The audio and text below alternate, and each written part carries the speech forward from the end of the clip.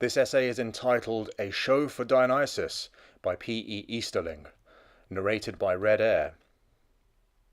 Since Nietzsche published The Birth of Tragedy in 1872, Dionysus has been the dominant Greek deity in the imaginations of scholars.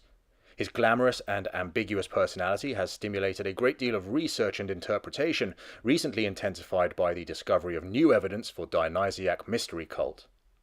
Not all the factors at work have been academic and intellectual. In the 1930s, for example, the power of Dionysus could be strongly felt in the rallies orchestrated by Hitler and Mussolini. Since the Second World War, Dionysus has found a new place in theatrical life, largely because Bacchae has seemed to actors, directors, and audiences to need so little mediation as a play for the times, in which drug culture, rock music, sex and violence, the many varieties of modern ecstatic cult, and even football hysteria all find recognizable analogues. Yet, despite the intensive and brilliant work devoted to Dionysus in his ancient context, we still have to face some obstinate puzzles. If tragedy at Athens was originally and essentially under the sign of Dionysus, though other deities would appropriate drama for their own festivals in due course, what was it about this art form that was particularly Dionysiac? Was there a logic in the Athenian construction of Dionysus that made him uniquely appropriate as a god of the drama, and especially of tragic drama? Comedy has seemed to pose less acute problems because of its more obvious appropriateness for performance at festivals in honor of the wine god. Was it a matter of stories about Dionysus shaping the mythological groundwork and plot patterns of tragedy as used to be the standard view, or of the god's symbolic characteristics as the other, the outsider, sexually ambivalent, transformative, elusive, making him good to think with, or of the distinctly dramatic features of his rituals, the mask, ecstatic possession, or mystic initiation? These factors are not easily separable and cannot safely be treated as strict alternatives to one another in any explanatory model. All must be relevant in some way, but there is something to be said for trying to put the old questions in a new perspective by thinking first of what made Dionysus good to perform with and through.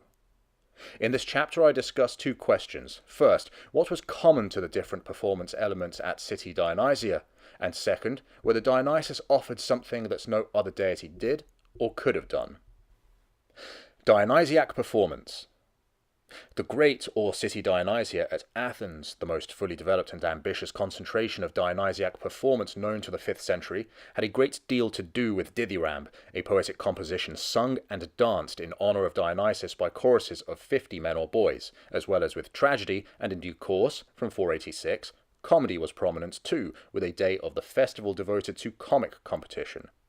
As for tragedy itself, at any rate all through this early period, it was inseparable from satire drama, with the same playwrights competing in the same event with tragedies and a satire play.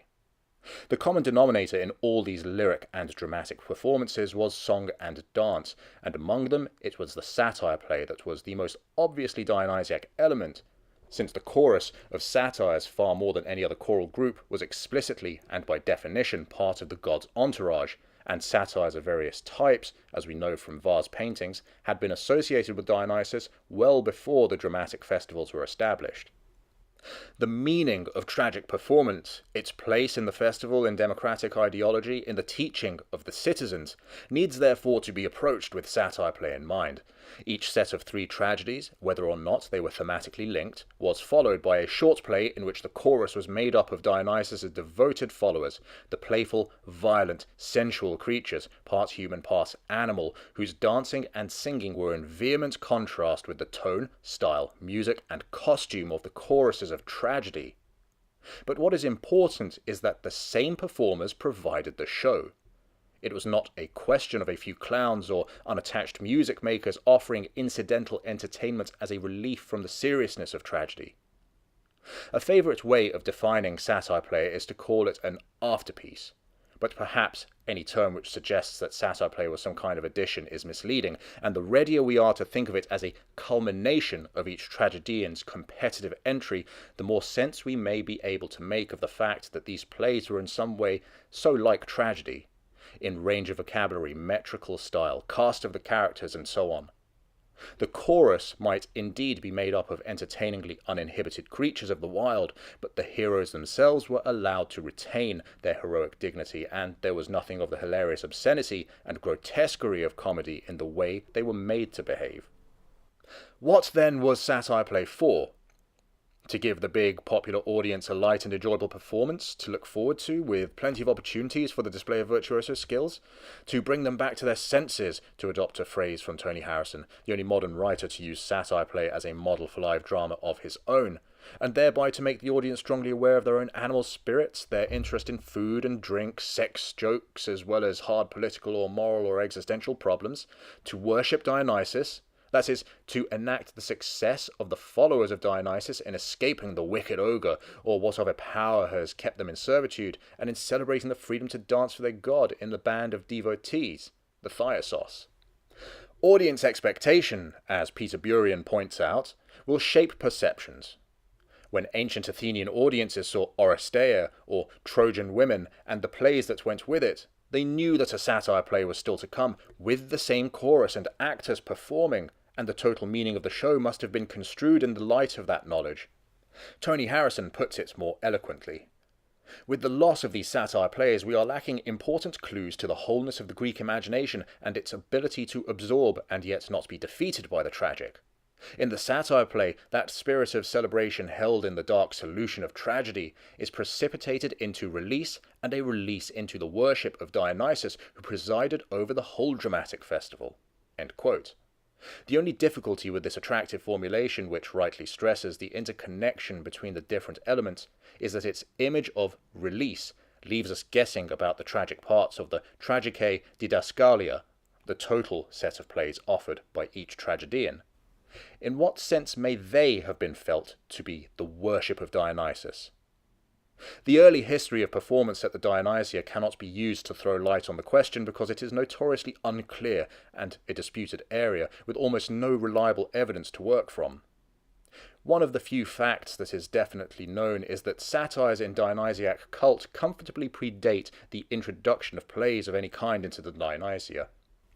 The early history of performance at the Dionysia cannot be used to throw light on the question because it is a notoriously unclear and disputed area, with almost no reliable evidence to work from. One of the few facts that is definitely known is that satires in Dionysiac cult comfortably predate the introduction of plays of any kind into the Dionysia, but there is no record of the process whereby the tragic competition came to be defined as a contest of 3 tragedies and 1 satire play. A famous passage in Chapter 4 of Aristotle's Poetics implies that tragic plays of the kind that have survived were the successors of humbler dramas, with small plots and ridiculous diction, having developed from something vaguely described as satyricon, relating to satires, i.e. less elevated or perhaps more boisterous. But the same chapter also traces the origin of tragedy to those who, quote, led off the dithyramb, unquote.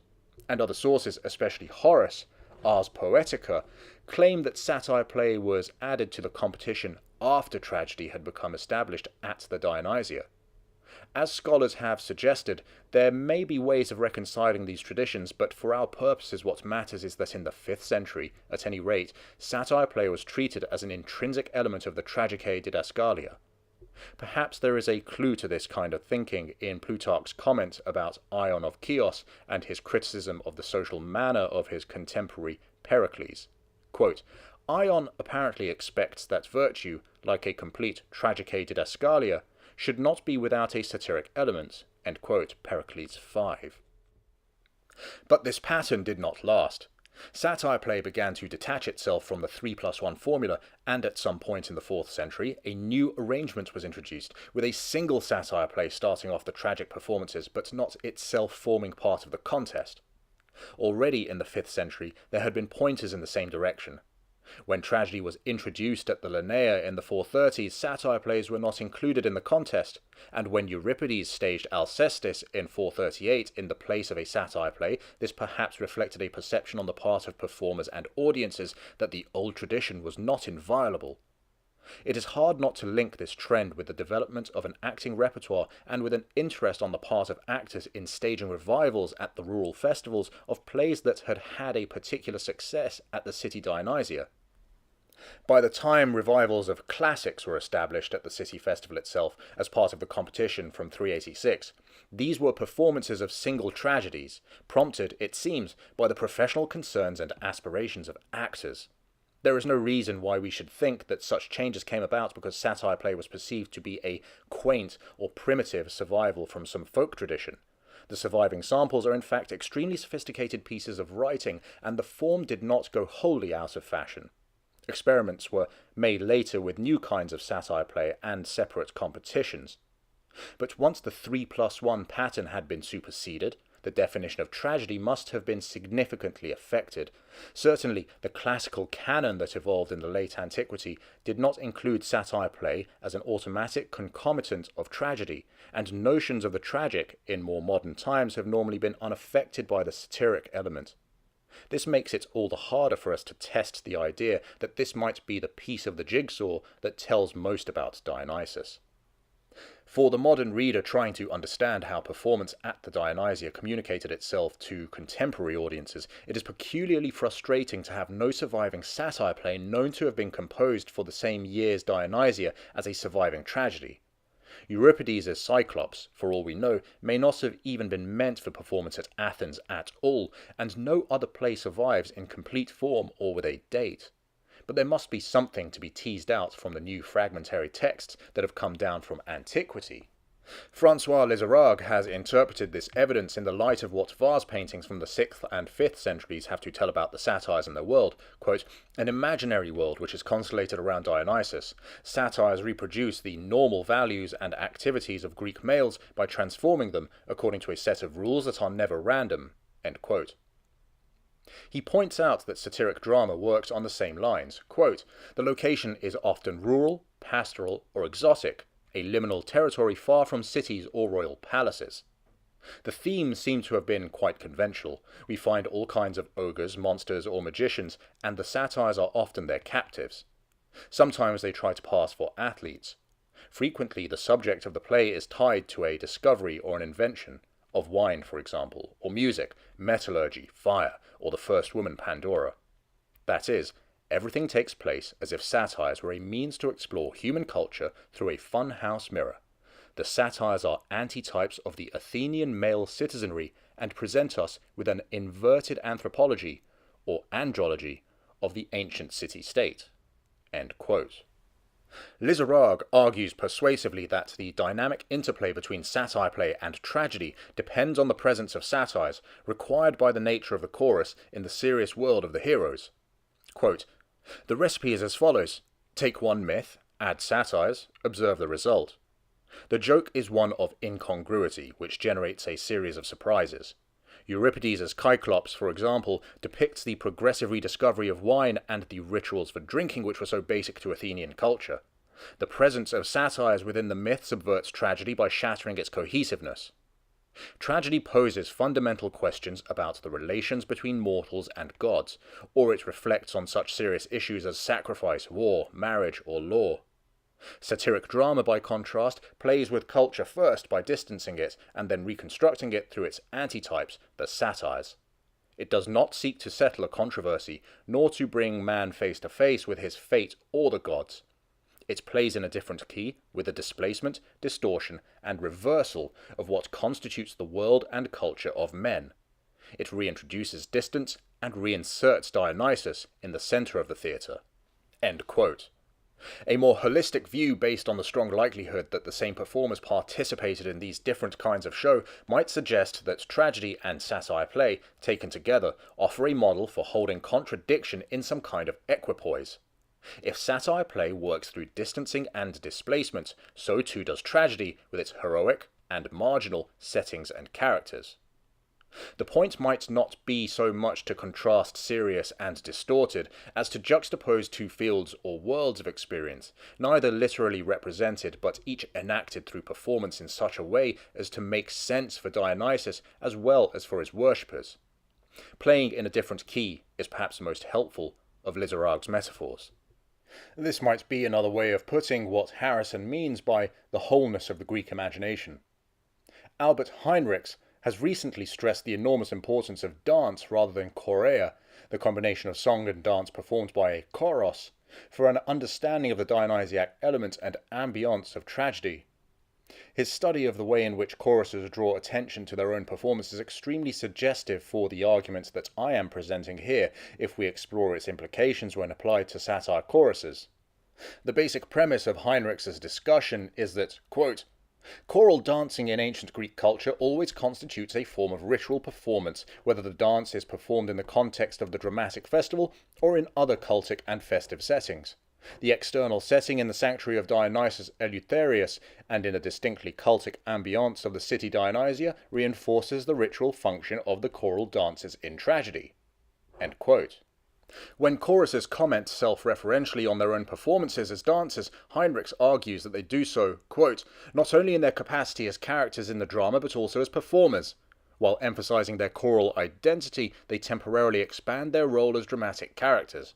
In fact, they acquire a more complex dramatic identity as they perceive their choral dance as an emotional reaction to the event on stage and assume a ritual posture which functions as a link between the cultic reality of the city Dionysia and the imaginary religious world of the tragedies. End quote. Heinrichs mentions in passing a couple of examples from satire play which can be compared with the phenomenon that he studies in detail for tragedy, but the comparison can be taken further. A closer look at some passages might help us to see that here too the choral references have a ritual function, and that there is an understandable logic in making the final play of each set the one in which the performers are most identifiably Dionysiac. In Sophocles' Trackers, the Satyrs, alarmed and mystified by the sounds that turn out later to be the music of the newly invented lyre, do a lot of kicking and jumping to rouse up whoever is making the noise, probably drawing their attention with their "I'll make the ground ring with my jumps and kicks" to the fact that they are performing the special satire dance, the Sicynis. The commotion brings out the nymph Silene, who contrasts the row they are making with the proper Dionysiac atmosphere. Quote, wild creatures, why have you come rushing so noisily to this green and wooded hill, haunts of wild beasts? What are these tricks? What a change from the way you used to serve your master! When clad in fawn skin and holding high the thrysus, you used to follow along with the nymphs and a crowd of goatherds, singing the holy song as you escorted the god. End quote. This is analogous to Cyclops, where Silenus introduces the satire chorus by drawing attention to their performance. He has been describing the miserable and degrading life that he and the satyrs live as captives of Polyphemus. He has to sweep out the Cyclops' cave while the satyrs look after his flocks. And now they are arriving with the sheep. Quote, what's this? Surely not the same beat as the Sicynis. Not the beat you used to dance to when you went along to Altea's place, Bacchus's band of supporters, sexily swaying to the lyre songs. End quote. This sets the tone for a typical satyr's entrance, but instead of a cheery, drunken, or lecherous song and dance, we get the chorus first preoccupied with driving the straying sheep, then gloomily contrasting their present state with the true Dionysiac lifestyle. Quote, no bromios here, no choral dancing, no bacchantes with their thyruses, no rhythm of the drums, no freshly bubbling wine by flowing springs. I'm not on Nysa with the nymphs singing Iacchos, Iacchos for Aphrodite, flying after her with the white-footed bacchantes as I used to do. End quote. In each case, the action of the play moves towards liberation and ultimate triumph or celebration. In Cyclops, the satyrs will at last resume the service of their true master Dionysus. The ending of Trackers is not preserved, but we can guess from Apollo's promise that Silenus and the satyrs will be freed if they find his lost cattle, that they are in a typical state of enslavement to the wrong master and are longing to return to Dionysus. There are other fragments that seem to show the same preoccupation with performance. In a lyric attributed by scholars to Aeschylus's play Prometheus the Fire Kindler, the playful references to dancing and singing by nymphs celebrating Prometheus's discovery of fire may well be part of a satyr chorus. Quote, often shall one of the naiads, hearing me tell this tale, pursue me by the blazing hearth. End quote. And there is a well-known song ascribed to Pratinus, a contemporary of Aeschylus who was celebrated for his satire plays, which is all about choral dancing and the right kind of musical accompaniment, and is best understood as part of a satire play on the strength of lines like these, quote, mine is Bromios. It's for me to shout and stamp, racing over the mountains with the naiads. End quote. If we now go back to Heinrich's discussion of choral self-referentiality in tragedy, we can see more clearly that there is a functional similarity between the choruses of tragedy and of satire play in the references both make to their own performance. And the implication of this similarity is that the satire play, by virtue of its placing at the end of the sequence of 4 plays, its typical plot pattern, and the identity of its chorus, represents the performers ultimately getting nearest to their true, quote-unquote, cultic role of Dionysus worshippers. The uniqueness of Dionysus. The introduction of a specifically dramatic element into some of the festivals of Dionysus was an event of incalculable significance for Western culture, and thence for the history of culture in general. Not surprisingly, scholars have been attracted by the idea that there must have been something, if only we could put our finger on it, about the way Dionysus was understood by the Athenians of the late 6th and early 5th centuries that would account for this extraordinary happening. But Dionysus, known from the Homeric hymns onwards as a god of outstanding elusiveness, tends to resist scholarly capture. It may be salutary to enumerate his main qualities and spheres of influence, and to see if any of this evidence will help to elucidate his patronage of drama. From literature, art, cult titles, and records of cult practice, it is clear that Dionysus was identified by Athenians as 1. God of wine and wine miracles, who gave them the vine and taught them how to make wine. 2.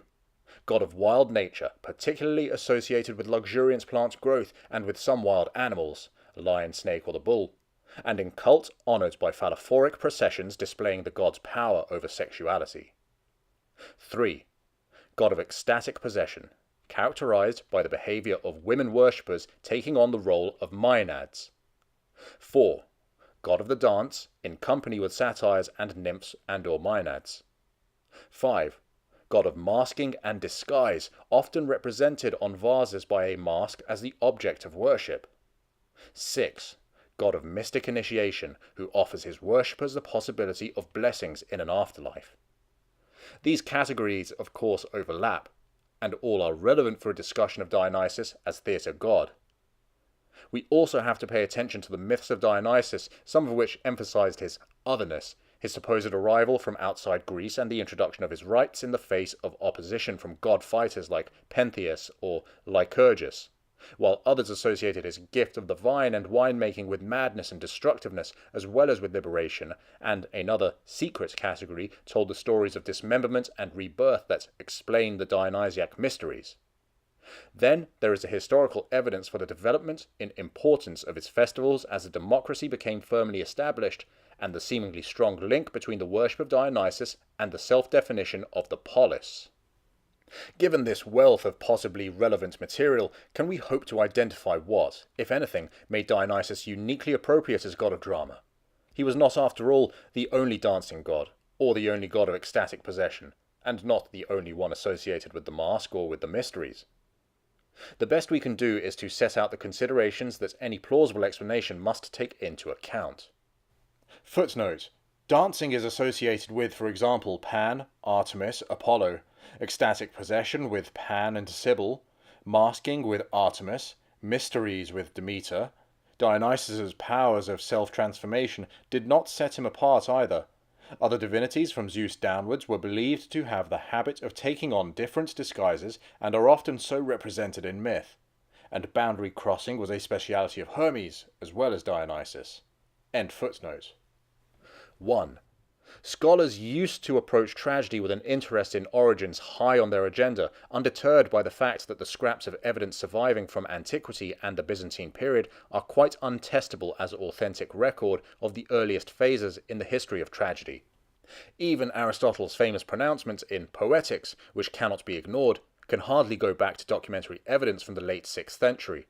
And in any case, there is no reason why a complex and continuously developing institution should be best explained in terms of an account of its origins. Theatre was a dynamic phenomenon, and we should expect its ritual, social, political, and artistic functions to change rapidly during a period of intense activity and experimentation like the 5th and early 4th centuries.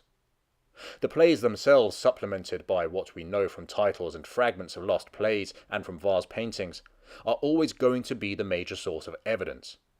Here too, it is important not to look for too neat a model.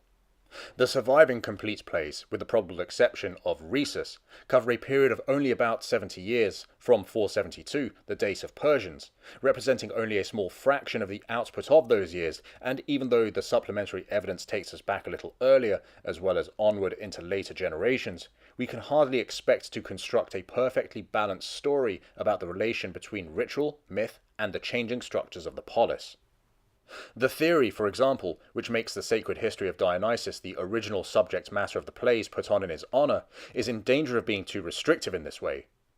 Nor is it based on ancient authority.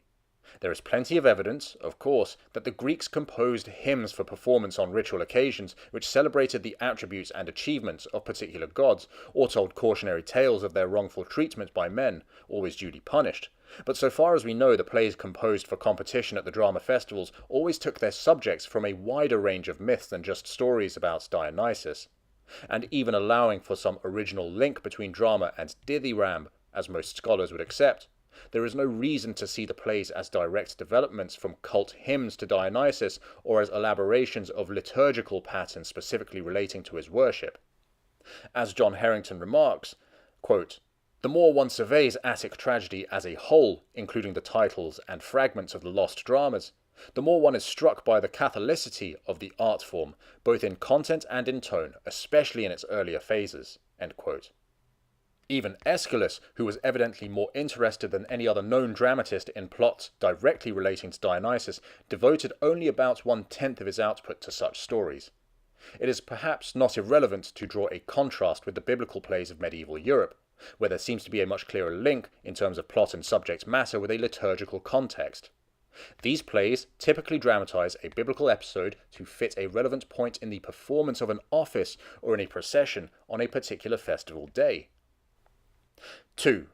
The entirely proper and understandable search for a detectable logic in Dionysus' association with the theatre has tended to make scholars look for a hermeneutic model which will match the god with what one might loosely call the ideology of Attic drama in its social, political, psychological, and religious aspects.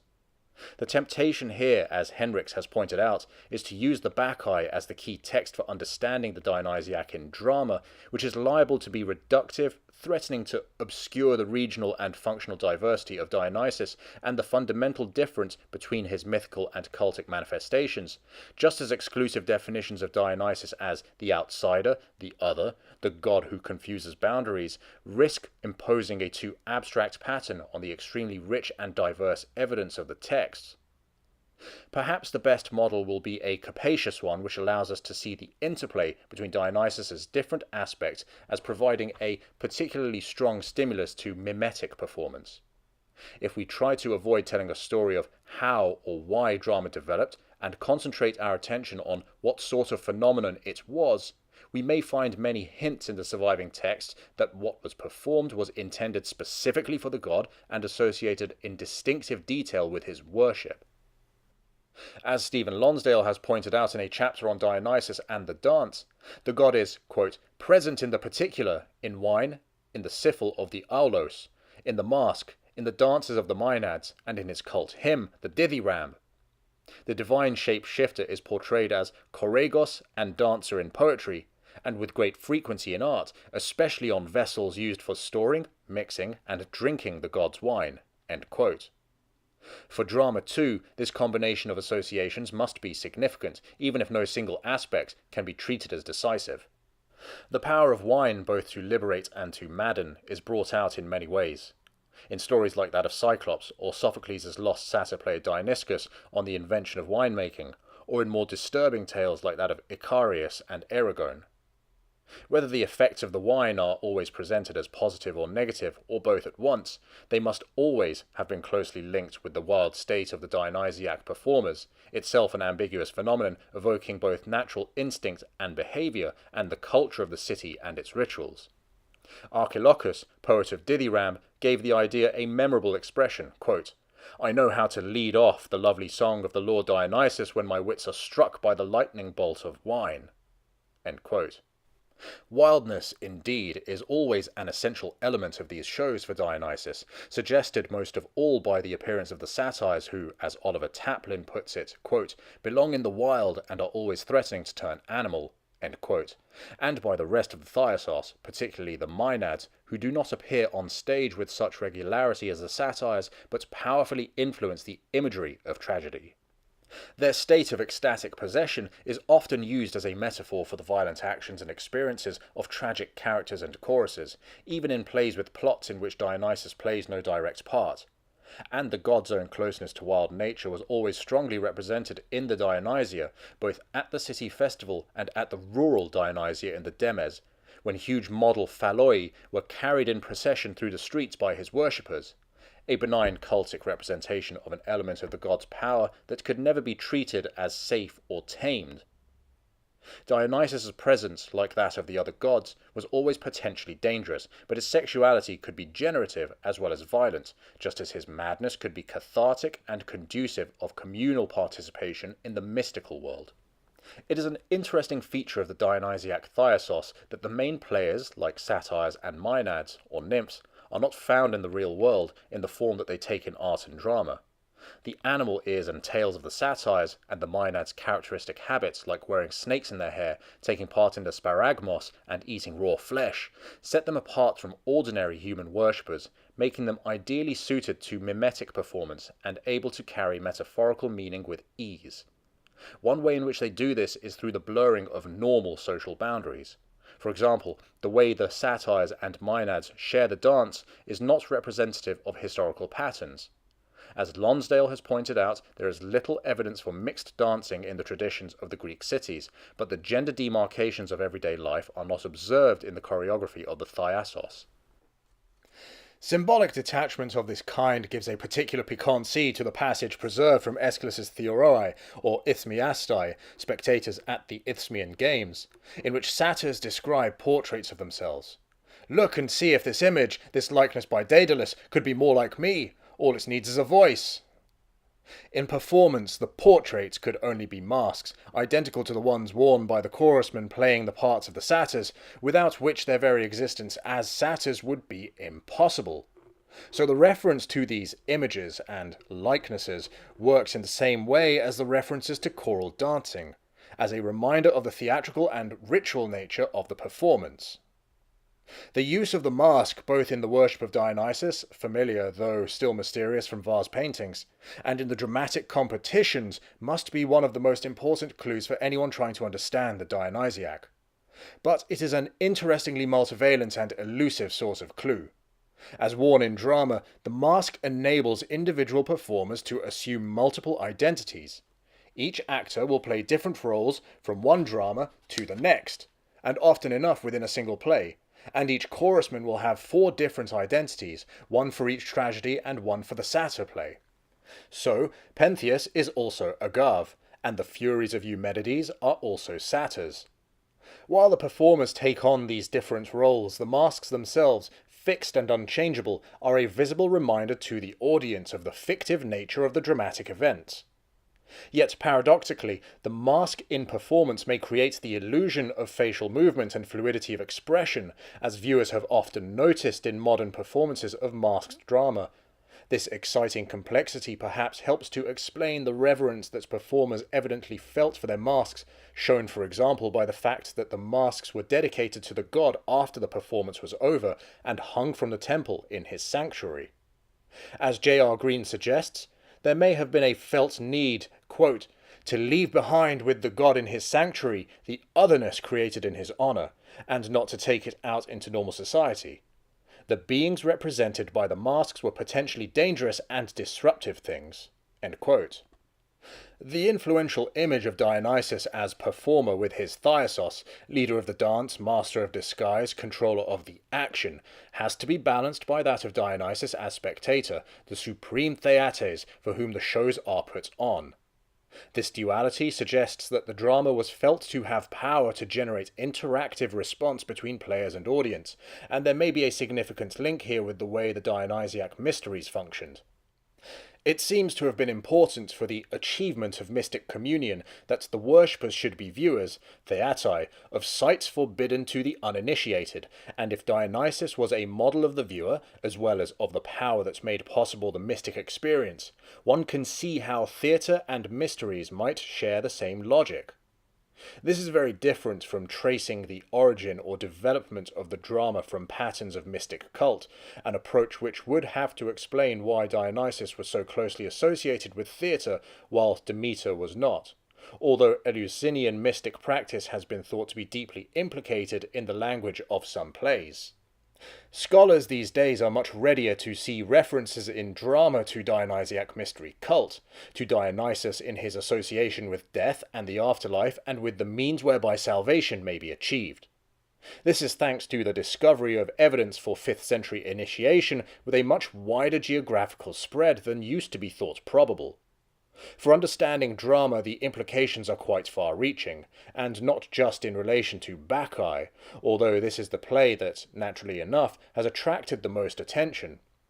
In his recent book, Seaford goes some way in the direction of the Nietzschean view that the mystic sufferings of Dionysus are at the centre of tragic patterns of action, but this approach is open to the objection that surviving Attic tragedy is not easily understood in the relation to any master plot pattern.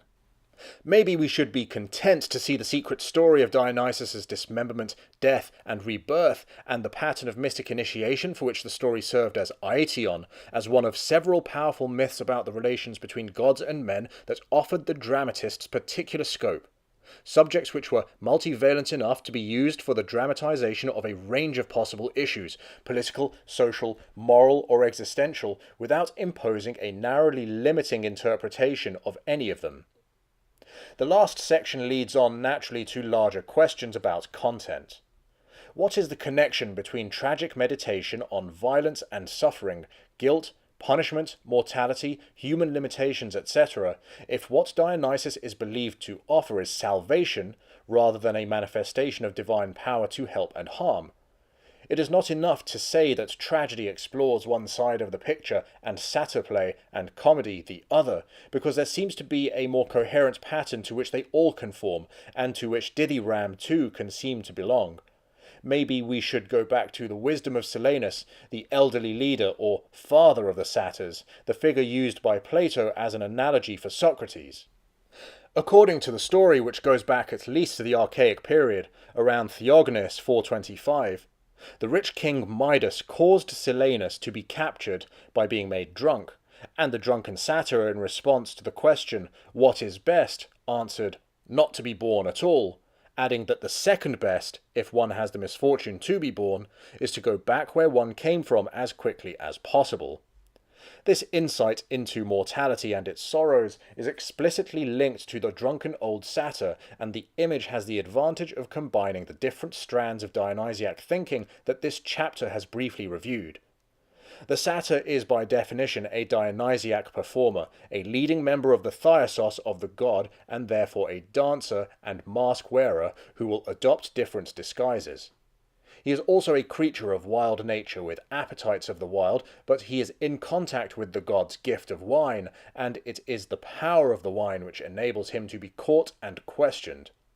His message, it turns out, is not about performance, still less about celebration, but about death. The most radical way to escape mortality and the cycle of change is never to be born. It is perhaps a way of expressing some of the aspirations and anxieties of the mystic initiand, who seeks the rebirth that abolishes death, but at the same time knows that death itself has to be experienced. Death never ceased to be a defining feature of tragedy as understood in Greek tradition. It is perhaps not an accident that the presiding deity of the festivals which included tragedy should have had such strong connections with the world of the dead. All Greek gods resist easy categorization, but Dionysus's multiform and elusive nature seems to have lent itself to the development of performance traditions of exceptional sophistication and complexity. As time went on, and as the regular instantiation of myth at the dramatic festivals contributed in influential ways to the imaginative life of successive audiences, Dionysus took on a specifically theatrical persona. He had, of course, been the object of cult and the subject of myth long before drama came into being, but it should not surprise us if the dramatic performances came to be seen as reflecting every aspect of his unique personality, as if he had always been the god of theatre. That ends A Show for Dionysus by P.E. Easterling. That's chapter 2 of the book, The Cambridge Companion to Greek Tragedy, edited by P.E. Easterling. And of course, thanks for listening.